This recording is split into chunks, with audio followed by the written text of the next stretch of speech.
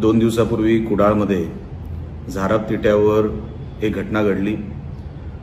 काही पर्यटक आले होते, तिथे एक चहाची टपरी होती।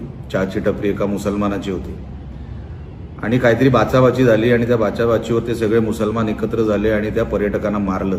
एकाला तर कपडे काढून रस्त्यावर झोपून मारलं।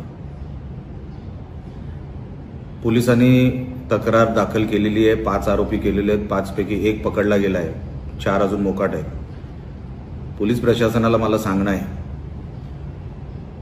12 तारखेला 4 वाजता मी त्या गावात जाणार आणि जी चहाची टपरी ज्याच्यावर हे घडलं ती काढून टाकणार, कारण का ती इल्लीगल आहे। पोलीस प्रशासनाकडे किंवा शासनाकडे 48 तास आहेत।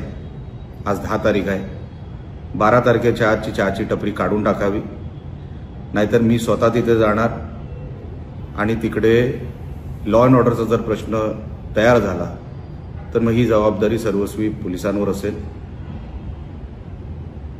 मला कसलाही संघर्ष करायचा नाही, पण ह्या मुसलमानांना जर आता आम्ही धडा शिकवला नाही, आमचा सिंधुदुर्ग जिल्हा मोठ्या प्रमाणात पर्यटक आमच्याकडे येतात आणि जर अशा कुठल्या घटनांमुळे जर आमच्या जिल्ह्याची बदनामी होत असेल तर ती कधीही सहन केली जाणार नाही।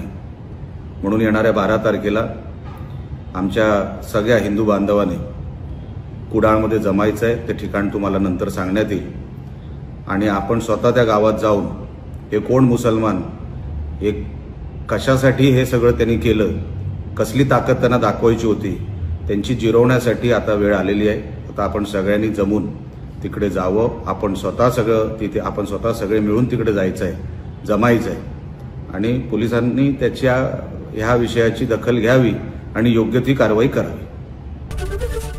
एबीपी माझा, उघडा डोळे बघा नीट।